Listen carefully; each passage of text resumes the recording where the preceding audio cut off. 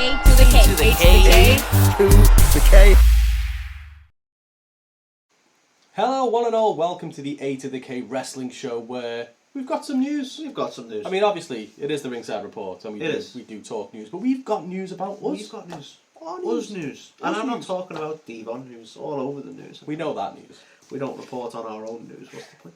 Well, except for this one. Yeah, except for this. But this is an exciting one, Carl. It is. One that some people may have been curious because we've been teasing this for a little bit. A little bit. A little bit. A little bit. And there's an indicator right there. And that's the fact that we are now proudly part of Pro Wrestling TV. Hell yes. Yes. Hell yes. So, Carl, what is Pro Wrestling TV? Well, it is an amazing streaming network. You can stream all pro wrestling 24/7 for absolutely free. It's got loads of cool stuff on there. It's got Women's Wrestling Army. Yep. We've got Control Your Narrative. We've got our local TNT Wrestling. And now it's got us. Yeah.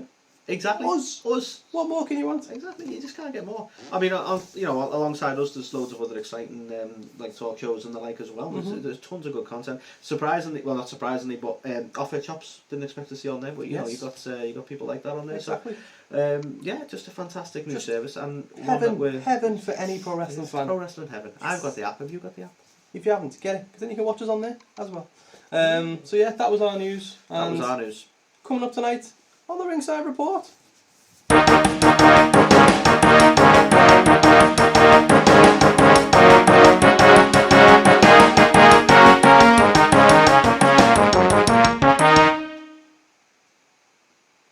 Several names potentially looking to leave All Elite Wrestling.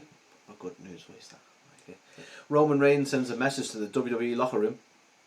D-Generation X set to return. AEW in talks with a new media partner. Chris Jericho gives an update on how long he plans to continue wrestling. Saraya signs with AEW. Teddy Long goes on a Twitter blocking spree. Yes, he did. Candice LeRae has had her contract renewed. Ric Flair plans to wrestle just another one last match. Course. Trish Stratus is involved in a secret WWE project. And Cody Rhodes has not been given a timeline for his return, apparently. That's true. Why is that? Well, and then he Anthony, found adrenaline in his soul. that is a medical complication. That is. Anthony, when's all that coming up? It's all coming up right fucking now. Yes, it is. Are we allowed to swear on Pro Wrestling TV? Fuck it, we are going to. Yay! So, let's kick off with one which has been doing the rounds late. And let's try and set the record straight on it as well, because there's a lot of fake news out there, if you will. Now, you may recall, I think even we may have mentioned it last week, is what was doing the rounds is Malachi Black was potentially set to leave the company. He'd been granted his release and all this kind of stuff, and that doesn't appear to be the case at all, because it came from the man himself to say that that wasn't true. Now, Malachi did an Instagram live the other day where he basically put all of those rumours and dirt sheet stuff to bed and said basically Tony's granted him some time off. He's going through some stuff right now. He will be back in AEW shortly, but he's just having some time to recalibrate. A similar thing was Buddy Matthews as well, I believe. They seem to just be going for the House of Black for some reason. So Buddy Matthews, another one. So that was basically, I think with a lot of it, there's a lot of, I think Miro as well was another name that got brought up, and I think a lot of it is to do with them, if they've got, say for example, a significant other in WWE, and now Triple H is running the place. If they were treated well in NXT, they must be wanting to go back, for example. And obviously we know about Selena Vega, so that's where the Malachi stuff came from. And we know like, for me though, like Ripley, so like the rumour mill is going to do what it does, but like I'm so relieved that Malachi is coming back to AEW when he comes back. Just purely because I was super enjoying the House of Black. It was the best faction in AEW. I was waiting for them to sort of dominate. Like Brody King was looking like an absolute fucking beast. Yeah, he is. He's a great Malachi acquisition. was set to be a future world champion there. Julia was just stepping into her stride. And it's like a Buddy was there. Sorry, I had to acknowledge it. Buddy's awesome, by the way. And I don't know what we were expecting with Brody King, whether it was going to be tag team gold or whether he was going to go TNT, or even Buddy could have gone TNT, or they could have done trios. So many options there, but they were all future champions in that sense. And they would be the first big threat to the trios titles, really. But sadly, it has worked out as it has. Malachi needs the time, totally understandably. So I'm relieved that this isn't the end of House Black. Yeah, absolutely. So Malachi is staying. He's confirmed that. Buddy Matthews as well. I think he is also going to be away from AEW for a little bit. The belief now is that he doesn't want to leave. It's just that he's got some visa issues to work out back in Australia. So that's why he's gone to do that. Miro, I think he's kind of quashed that as well. The only other name is potentially, I think he kind of stirred the pot a little bit as well by putting an hourglass up there, is Andrade. Now obviously he's married to Charlotte Flair, who's in WWE, as I was saying before. Barely. Well, I'm sure she'll be back at some point. So yeah, who knows? But let's set the record straight on this mass exodus in AEW. The thing that puzzles me with this whole concept of the mass exodus as well is like, what do you think WWE are going to do with a sudden onslaught of people? Release them all again, I would imagine. Well, if they were being completely fair, then they'd be bitching about WWE not using people enough and not using people properly, because that would be the same problem. WWE have got definitely more TV time, more programming, but they wouldn't be able to give everyone the spot that they deserve, which is some of the shit that people constantly throw down with AEW. It's like, oh, look at Miro. They were all like, oh yeah, he's done really well going to AEW and being put in the position he's in. It's like, he got the TNT title, he's been doing well, but do you expect them to throw everyone straight to the main event? Yeah. I mean, I totally agree with the criticism, by the way, of bringing in people like Punk and going, right, well, you're straight to the main event. Yeah, I agree with that. I agree with, like, some people get pushed and some people don't, but you can't push everyone, and WWE would have the exact same problem. I think maybe the way Miro came in was a bit underwhelming as well with the whole best man thing. Yeah, that was kind of shit. But the people who are now against, or rather, the people who are now saying you should go back to WWE, the same people who were like, oh, WWE mistreating you, you should go to AEW, you know what I mean? People will just never be happy. What do you want? Well, exactly. But for me, I'm like, this is why we need both companies. This is why we need multiple wrestling companies, because everyone has a place that they can thrive best. Absolutely. And some of these people, and whether you agree or disagree, I think Malachi and the House of Black is better suited and will do better than AEW. I agree. I think you can go all the way back to early episodes of us, like we didn't like Aleister Black. Yeah, and that's probably where some people would disagree. So. And think that Aleister Black should be into it, and that you're entitled to the opinion. He's felt like a star in AEW. I totally agree. So, and I know a lot of people think, it's been too slow a build for House of Black. But I mean, bear in mind, Buddy's had his injuries. Malachi has needed time and stuff before now, and he needs time again. It's not been all bad booking. No. Some of it's circumstance. Isn't that Bad Buddy's tag team partner? Yes, that's it. Yeah. But yeah, I mean, like all I say on it is their cheats suck. And we've had a similar experience over this past week with our DAZN interview where people just... I'll find you. Go on. Well, let me just get on my soapbox here. It just really annoys me. Do you know what? I can live with some embellishments when they say, like... Yeah, I mean, it's a bit... They sort of deliberately misquote a little bit. But just to create a bit of intrigue is fine. But I forget the name of them now because I could care less about them as a company. But someone took something... that DAZN said on our show about Batista, about when he first got in the business, and he was like, he felt he hadn't been trained. He was trained as a big man, which meant he couldn't do certain things, and so he wanted to improve. Which, to be honest, was probably just like a problem that a lot of wrestlers like, you weren't like getting a Batista in the and he said as well, he didn't say like even his training was off. He wasn't going after anyone who trained him. He just trained as a big man. So there were certain things he was asked to do. Now this headline's like, Batista humiliated by... That's the bit I took umbrage with. I've seen plenty where they've gone... Humiliated? DAZN says Batista was hard to work with, and you go, okay, you're playing that a little bit. That is a bit of a misquote. He was hard to work with in a training sense, and that's what he said. And you're saying that's what people will click, and, I kind of forgive those ones a little bit and go, humiliated is just... Humiliated, the word never come up, and he wasn't. Yeah. So I forget who you are, because you're that insignificant anyway. Never quote us ever from anything we do. Damn. Bullshit. But yeah, that's just such a fucking bullshit term. Shocking. Anyway. On to the next one. So basically, this one, Roman Reigns has sort of addressed the WWE locker room, and this is around the whole Logan Paul situation. Yes. So for people to understand this a little bit more, obviously Logan Paul is involved with WWE now, is contracted with WWE in some capacity, and has been sort of thrust, if you will, to the main event scene. Yes. In a way, like, and one of the things that was acknowledged was like, Saudi's a different animal, and the reason I say that is because so far Logan Paul's had 2 matches officially with WWE. Yeah. And he's gone from being in a sort of a group effort with he tagged with the Miz and then he faced. I can't remember who they were facing, which is annoying. No, they were facing the Mysterios because he was parrying Eddie, and then he had a match against the Miz, both of which I thought were fantastic. By the way, Logan Paul has definitely got a absolute talent for wrestling, an absolute flair for wrestling. And I haven't actually had I didn't think nothing of like him going up against Roman. I was like, yeah, that's fine, it's business, isn't it? Yeah. And again, apparently the prince, I don't know how, I don't know the names in Saudi, but the prince of Saudi is really big on Logan Paul.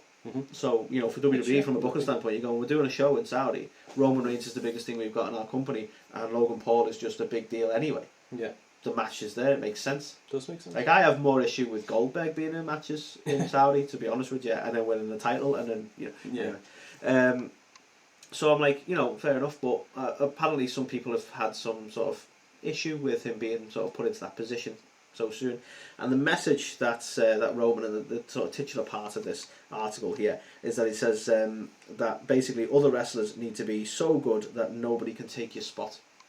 And I kind of like that ethos of going, don't moan about people getting that position. You have to be so good that no one can fucking do that. Well, that's it. Like, I mean, spoken like the big dog. Like, obviously he's there, a lot based on his celebrity, but in those two matches he's had, he has put in a fantastic performance in both of them. We've been massively impressed with him, and it's like, does he deserve to be slingshotted to the main event scene? No, probably not. But does he deserve to have a match at Crown Jewel against Roman Reigns, who has a very big kind of marquee match? Absolutely, I don't see the problem with that. So yeah, I agree with what you're saying. Yeah. So it's an interesting one, and let's see if the locker room listen. Yeah, let's see. So the next one to talk about, D-Generation X are coming back. Yay! I mean, we don't know how many. Is it just going to be Triple H and Shawn? I don't know. No, we'll get the Road Dogg. Maybe. Oh, he's back there now, isn't he? What's we probably won't get Billy. What's X-Pac up to? He'll probably be there, actually. I think it might be everybody except Billy. Do you know what, though? Tony said some shit lately, right? About the relationship with WWE's ruined since all this, right? But I think in reality, if I don't know, it's out of the realms of possibility. I don't think Tony would be objectionable to Billy Gunn making a one-off appearance. Well, I mean, he did show up for the Hall of Fame stuff and everything anyway, didn't he? So I don't know. And if that happens, that is a sign that the relationship isn't as bad between AEW and WWE as people. Well, according to Tony, it's always been fine from his side. He's open to doing business and all that. But it was his most recent little man, wasn't it? It's like, he phrased it a certain way. Letters to them and shit, they haven't treated me in the way that I've treated them, or something like that. Which is probably true. But it's whether he's going to start being bitter about this shit, or whether, because for me, Billy Gunn, he's a staple of the X, isn't he? So it'd be nice to see him have the ability to go there. And I don't think there'd be barriers up, personally. No, well, I mean, I think it's planned for the 10th of October, so like in less than 2 weeks' time, for the 25th anniversary. That just makes me feel old, I'm not going to lie. 25 years of the X. Damn. That actually hurts a little now. Stings. But so it obviously I think it's planned to be for Raw. So I could see him showing up. Now the question is, if they get Billy Gunn, they've got Daddy Ass. Are we going to see the Acclaimed? Oh God, no! Don't even put it out there. There's no chance of that. There's no chance. Imagine the pop you get when the Acclaimed have arrived and they roast the X. Imagine it. It's not going to happen, but imagine it. Yeah, I can't see that at all. I'd be interested to see if they make some kind of pun about scissoring though. It's a very DX thing to be, to say that people. I think the only thing they need to do, they don't even need to say words. All they need to do instead of doing all that, they just need to go like that instead. That's all they need to do. That's it. Funny. I mean, I'd be fascinated to see just based on that alone. But yeah, I think it's interesting to see how they do it, how they pull it off. But obviously, DX is always a lot of fun. We used to love them back in the day, so. And they always, create a bit of humour when they're there. So they do. Yeah. We'll see them not this Raw coming, the one after. Those little scamps. So what's the next one? What are we talking about? Okay, Carl, I'm going to show my age here because I wasn't even sure how to pronounce this. This is a confessional right now, right? So AEW are in talks with a new media partner, and I'm looking at the logo as you can see on the screen right here, and I'm like, okay, I'm going to have to Google this. Is it right. DAZN? I've seen this before. DAZN. Is it actually DAZN? That's right.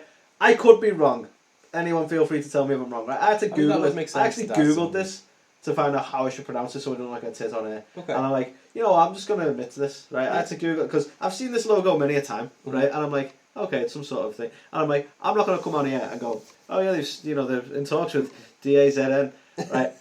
Because I don't know. So apparently it's DAZN. So I hope I am actually pronouncing that right. But apparently, you know, AEW have an existing sort of relationship with, as I understand it, Bleacher Report TV for the pay-per-view and streaming and such.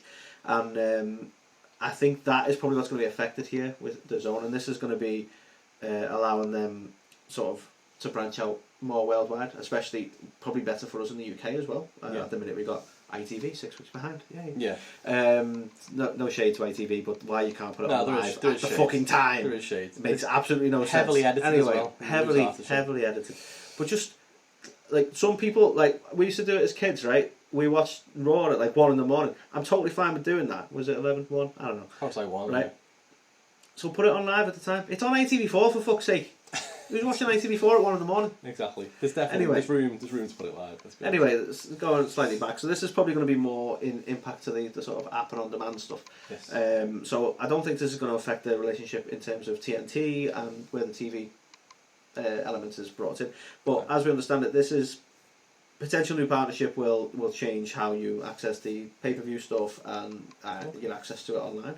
And by all accounts, this is now one of the biggest sport, like notably in boxing originally, but it's not the first time they've done wrestling. I believe they had some Japan stuff, or they've got rights to WWE in Japan, as I understand it. I know they've had martial arts stuff and they've had boxing. Haven't they got like a deal with KSI and stuff as well? There's promotion. As well. So but it's kind of in the boxing world. Yeah. Well. No, he boxes. He boxes. They're all good news by the looks of it, and certainly for us across the pond, it's probably great news because we might actually be able to watch some stuff live at the time. Be nice, wouldn't it? Easier. I'm assuming they're still keeping the whole Fight TV deal as well, though. Is it? I don't know. Like I don't think there's a lot of detail on how the deal's panning out just yet. But if depends what their contract element is with this and what they are already, because if their contract is up or whatever with Fight TV, and they want to go exclusively with them and have all their pay-per-view content as a sweetener, you just don't know. And we'll probably get some more detail as these things get ironed out. Or someone will sit around and go, it was a load of lies. Because we like to lie about AEW nowadays. This is true. But yeah, very interesting indeed. Speaking of AEW, Anthony, we've got to talk about Chris Jericho, who has recently given us some insight on when he plans to hang up his boots, if you will. Is it sooner than Ric Flair? Well, yeah, I think it will be sooner. I actually think we'll be celebrating his retirement and then still have Ric Flair's final match at some point. Maybe, wouldn't be surprised. But Jericho's basically come out and said that, you know, he doesn't have the best match every night anymore at age 51, but he does have, you know, the best match some nights. And so he likened it to, he came over to the UK in July to watch the Stones, and basically said, you know, it still felt like a Stones concert.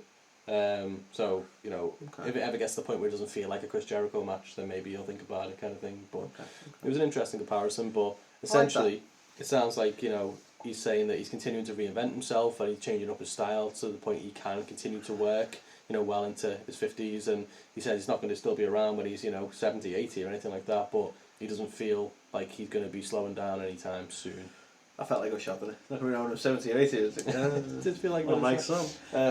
So I mean, do you know what? This is where I know, like, he's got his own show and probably wouldn't do as. But I'd love to speak to him about that because I'd love to know, like, because he clearly has changed up his style. He's a master of changing up his gimmick, but he clearly has changed up his style. And I'm really curious. And like, what is it that, like, I suppose what moves does he sort of not do now, kind of thing? Because you know when you sit and try and think about it, you go, what doesn't he do? Like, you're still trying to do a line something, everything. You know what I mean? So you go, well, what is it that what about his style does he have to change up? Yeah, because maybe it's just like less kind of like high flying type stuff. And something wrong. You can kind of see that he's like his pace isn't as it was, but you know, like as he says, he's a man in his 50s now. For God's sake. Yeah. I mean, it's more jacked than I look now. So more jacked than I've ever. Yeah. So fair play to him. Yeah, and it's one of them, like he is, you know, he's the new Ring of Honor World Champion, he's still putting on really good matches.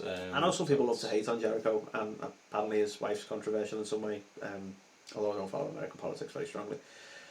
But like it'll be a really sad day when he stops wrestling. Yeah, he's probably one of the biggest stars of like our youth. Yeah, you know what I mean? It'd be a massive shame. And considering the ones that we used to watch, like The Rock, alright, he probably could still go in the ring, but he's Hollywood Rock now. You know, I do feel Stone like Jericho Cold Steve would be... Austin, alright, we had a match this year, but you know. I do feel like Jericho would be the kind of guy though who never fully just hangs it up. Like, he might not go in the ring anymore, but he'll be on commentary. He used to be such a good commentator. Well, he has been a good commentator. We've seen little bits, haven't we? Like, I see him as like a Jerry the King almost, in a sense. Yeah, I mean, no one's a Bobby Heenan. Let's be honest. No, there's no Bobby. No,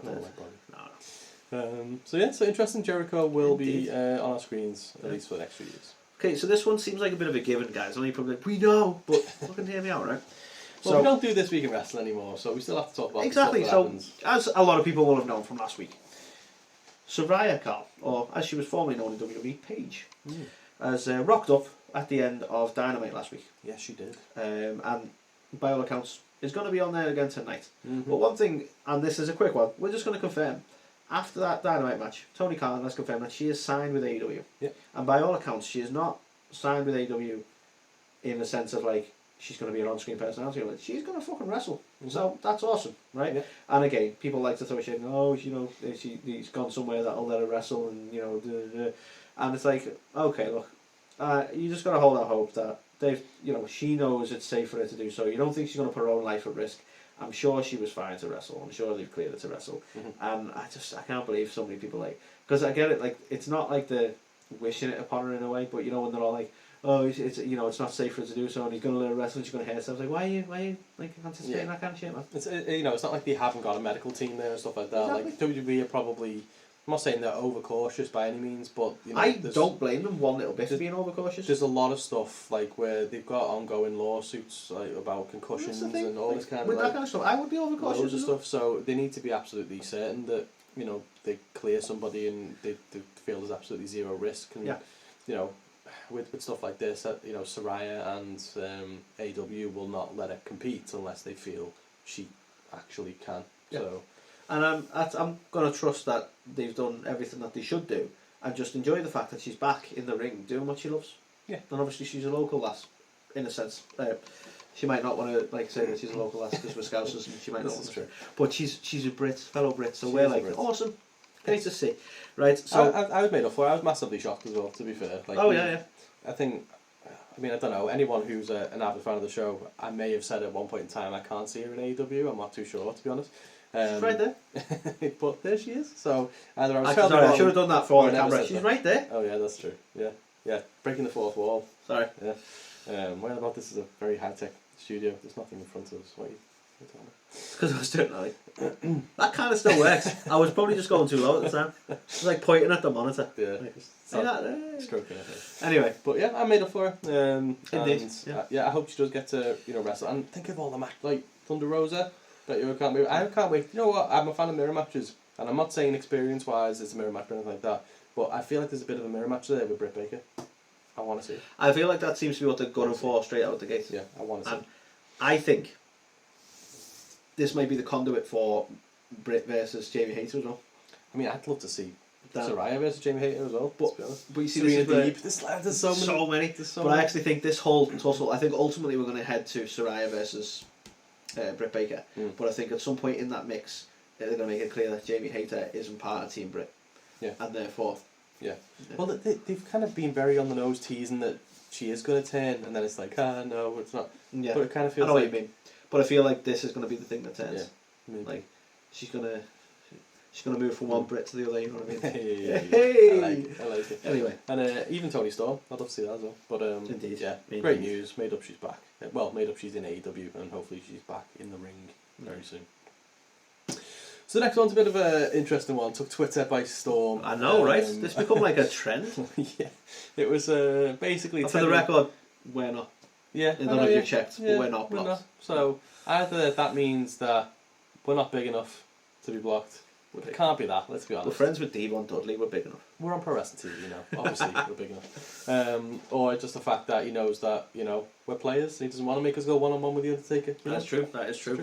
But, so the belief is that he was hacked. I think he's now confirmed this anyway, but it created this wonderful kind of trending thing on Twitter of have you or haven't you been blocked by Teddy Long, because this person who took hold of his account essentially just went on a massive blog. But there was a load of really big wrestlers as well who were joining in with this. Yeah. There was everyone practically. Yeah.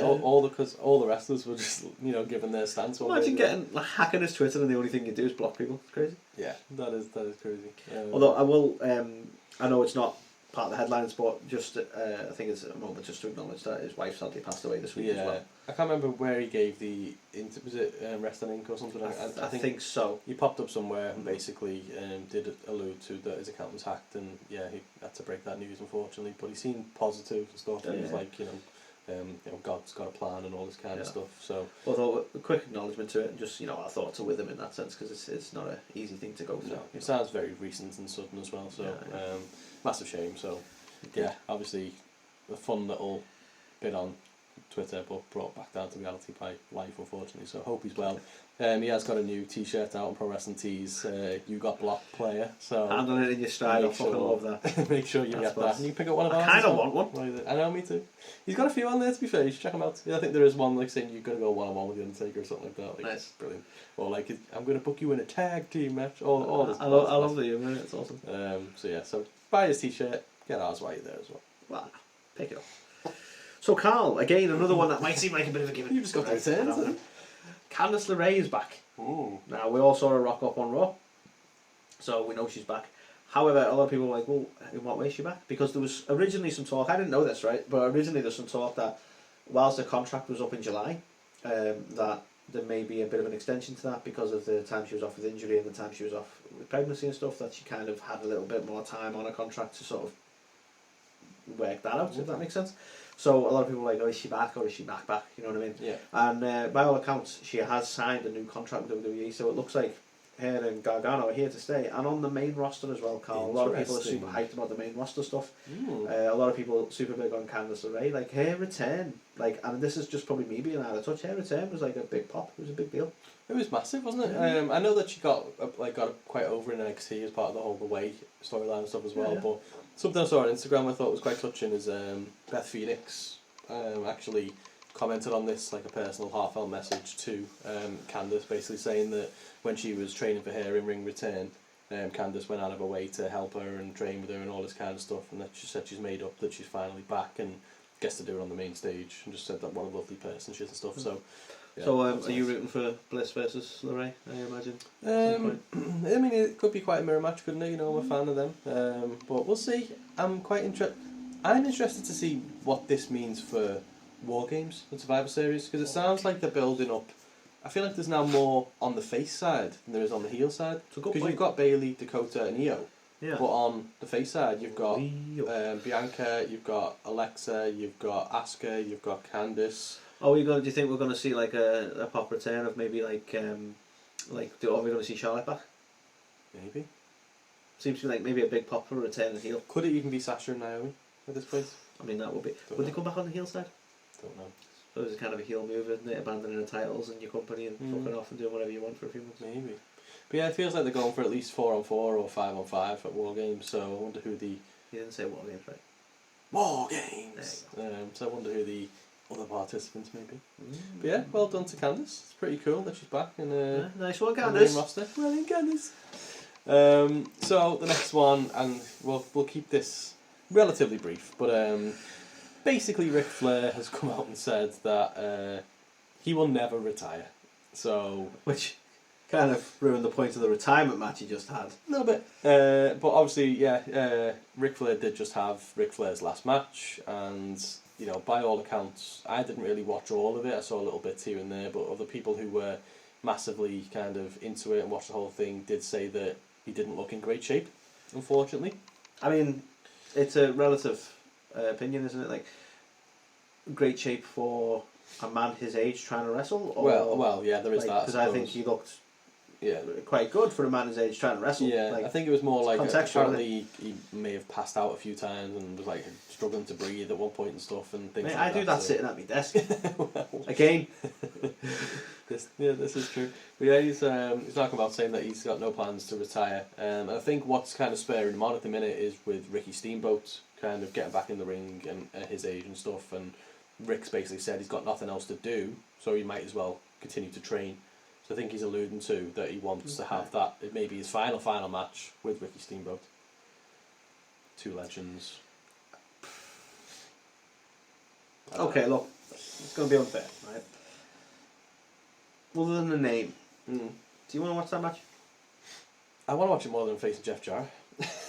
Okay, but do you want to watch two old men struggle to fight each other? I mean, not massively, no, to be honest. But I didn't want to watch his last one either. So, I feel like it would be a better match for him to go out and retire on. And I'm not trying to encourage you here, Rick. I'm just saying. I'll be honest. I think his legacy, if his final match was Flair Steamboat, that's got massive historical connotations to it, as opposed to some random tag match with Jeff Jarrett and Andrade and stuff. But I get what you say. I'm just saying, if you want to see two old men turning strips off each other, you can just go out on any given weekend, really, and see. Yeah, this is true. Like, I don't know. I just feel like it'd be less wooing.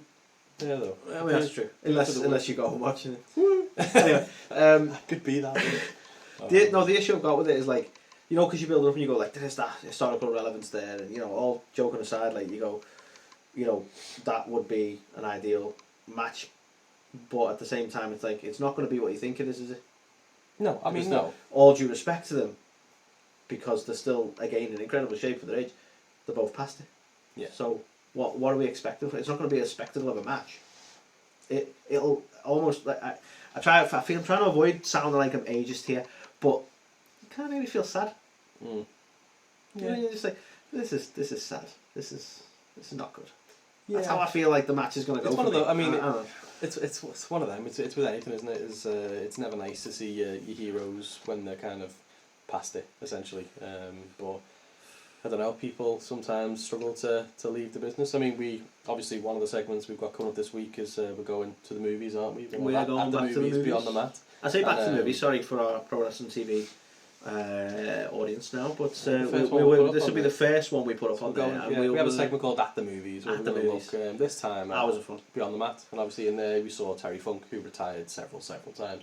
So we spoke before at length around how people struggle to get out of this business, and you know, someone like Ric Flair, who's been at the top of the top, and you know, sometimes the low of the low. It's difficult to really remove yourself from that. So. And I mean, one we've talked about in the past, which I don't want to say echoes this because we know how that film ends, but like The Wrestler, I think is a really good telling of how the wrestling business is, because it is something that seems to be very difficult to you know, there's no feeling like it, so it's very difficult to come away from that. And this belief of like, you know, you have to go out on your back kind of approach, and I don't know, for me it's like, I prefer it when they find an outlet that is still around the wrestling business without being in the ring. And I honestly thought Rick had found that. You know, he was an on-screen personality for like a lot of the Invasion era and stuff like that. Or was it post-Invasion? When he come out and he's like, you know, they sold it to me. Yeah. You're like, oh, okay. Yeah, I can't remember. But yeah, I don't know. Like for me, I'm like, do you have to wrestle? You know, you can still take a few bumps and you can be an on-screen person. You are nothing but a personality, in all fairness, you know. This is true. So we will see what transpires with that. Yeah. So Carl, this is a very slight teaser, a very quick one, and that is Trish Stratus. For starters, we reported, I want to say last week, possibly the week before, that she had been rushed to hospital due to her appendix. So just first one is just to say that she's recovered well, she's doing well. Everything's spot on in that, and to the point that she's actually put up a picture on her social medias. I'm going to say social medias because I want to say Twitter, but I might be wrong.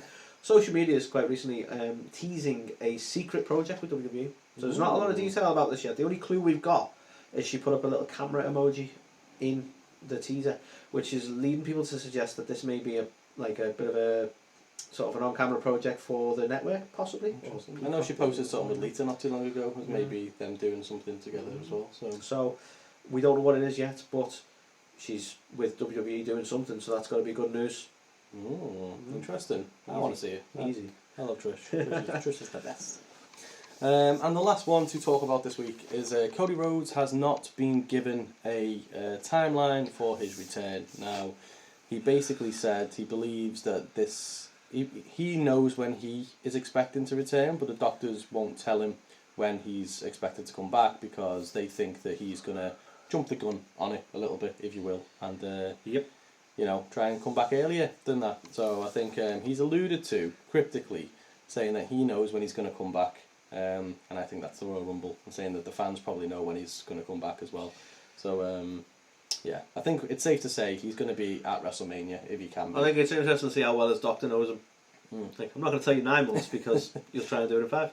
Exactly. But yeah, I mean, we can only hope that when he does come back, he's he comes back and he's healthy and he's ready to go. He doesn't want to get another injury that derails him because. And when you do get injured, Cody, and you go, well, I'm not going to make it any worse. Like maybe maybe don't do that. Just go home and heal.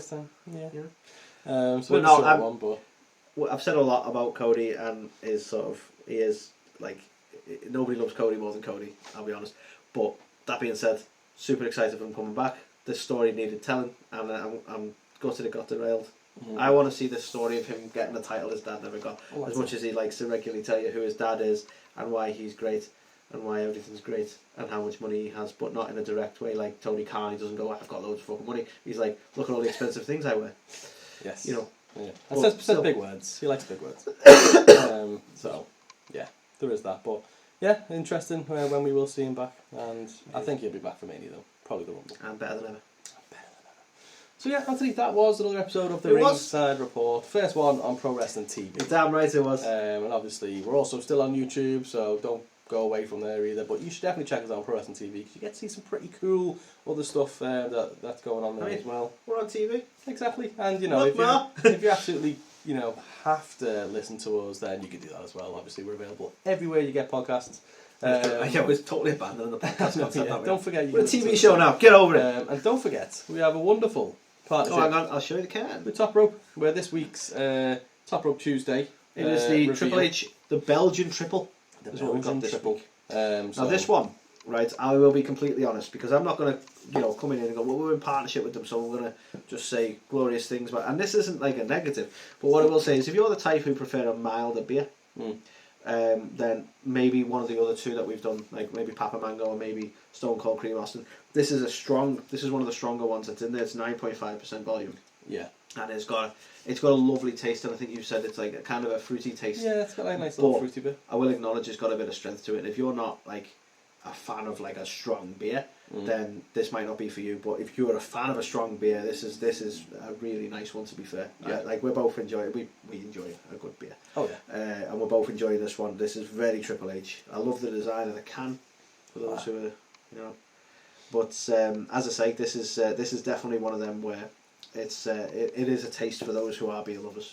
Absolutely. I think the last two, and the reason I'm trying to sort of be honest about when we're talking about these things is because the last two, like the Cold Stone Cream Austin and the Papa Mango, I feel like you couldn't get enough of either of them, could you? Exactly. And well, to be fair, I think they were very mild taste. Don't get me wrong, you still get drunk, haven't you? And they were very mild, very smooth, very mild tastes. And this is like a beer. You know what I mean? Yeah, it's a Yeah, but chest air on you, Absolutely, but obviously we've got Extreme Rules coming up, the perfect kind of pairing for your premium live events, and obviously we've got Full Gear coming up as well. So, and if you want to celebrate the reign of Triple H in WWE, this is the one to get. It certainly is.